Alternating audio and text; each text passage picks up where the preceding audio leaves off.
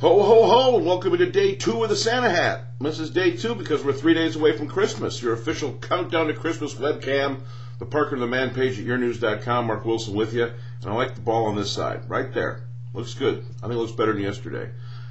Special piece for today, because last night, Monday night, Martin Brodeur did something special. He broke Terry Sawchuk's great record for most shutouts in a career by an NHL goaltender with the 4-0 victory over the Pittsburgh Penguins at the Igloo Mellon Arena.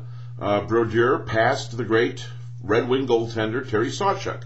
Terry Sawchuk played most of his career in Detroit, and so we consider him a Wings goalie.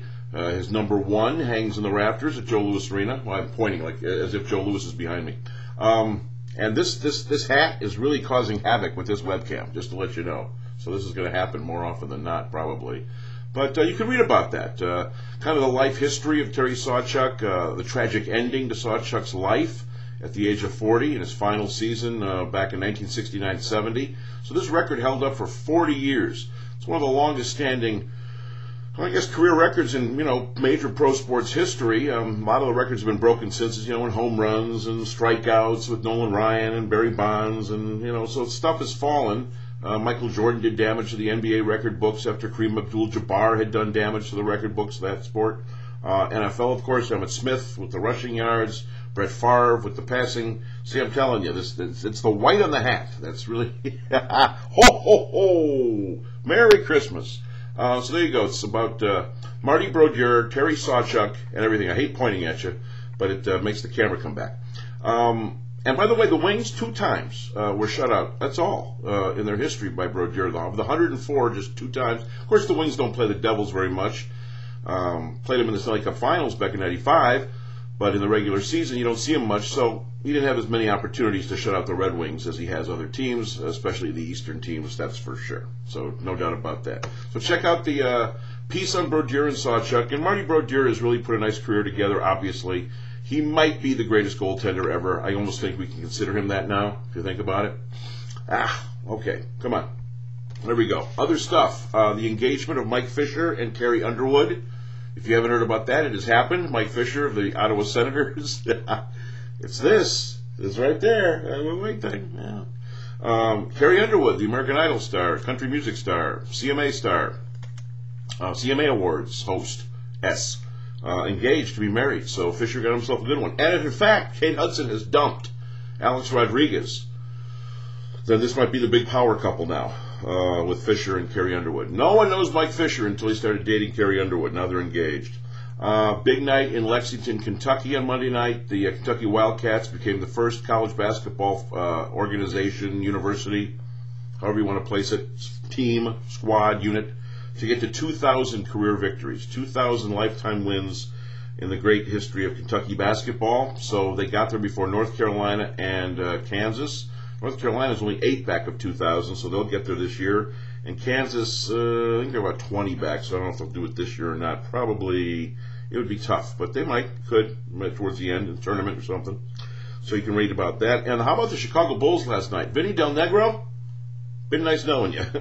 I cannot believe that the Bulls aren't thinking about getting rid of their coach today after the Bulls blew a 35-point lead, 35-point second-half lead to the Sacramento Kings of all teams at home at the United Center in Chicago at the UC. 35-point lead gone. Sacramento wins the game, and Del Negro acted like nothing really happened. I think he sees the writing on the wall that he's not long for that job in Chicago. Speaking of jobs, Mike Holmgren has a new one. He is the new president of the Cleveland Browns. Agreed to the deal yesterday. This is a move the Lions should have made. I would take Mike Holmgren to run this organization in a heartbeat. Beating. Even if Holmgren didn't want to coach and just wanted to be the prez, I would take him. Say, well, what's the difference between Holmgren? Well, come on.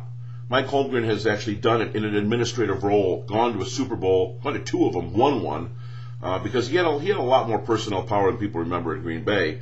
And he just has the savvy, the know-how, and he did good things. He took Seattle to a Super Bowl. I mean, he's Mike Holmgren. He's in the same mold as Bill Parcells in Miami. It's a great hire for Cleveland. Should make them better in a very short period of time. In fact, think about one name. If he, in fact, does decide to get rid of Eric Mangini after just 1 year, how about John Gruden, who used to be an assistant to Holmgren? on that staff when Brett Favre was first getting started in Green Bay. They had Mariucci and Andy Reid and Marty Mornhinweg. Well, I can't win them all. Dick Duran. All those guys were on Holmgren's staff, including John Gruden. And Gruden, come on, he doesn't want to sit there and do television. He wants to coach. It could be Cleveland next for Gruden. MSU, getting ready for the Alamo Bowl, had their press conferences talking about Texas Tech. Just seems awfully strange with guys being arraigned on those brawl charges and violent abuse charges. 15 guys in total allegedly involved. We'll say allegedly, of course. Innocent until proven guilty. Don't forget, still in this country.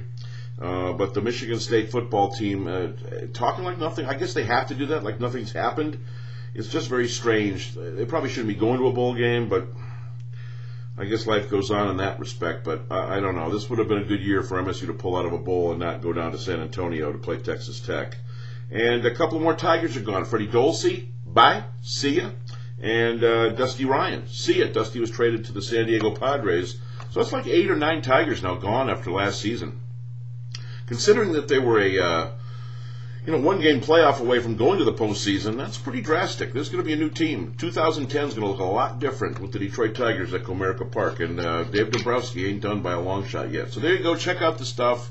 Martin Brodeur, Terry Sawchuk, the legacy that is Sawchuk, the Fisher-Underwood engagement, the melding of minds there, Kentucky's 2000th win, the Bulls blowing a 35-point lead against Sacramento, Browns hiring Holmgren, MSU talks tech, talking a little tech, despite all the problems, and the Tigers lose a couple more. It's all on the Parker Demand page as we count it down. Santa Hat 2009 at yournews.com.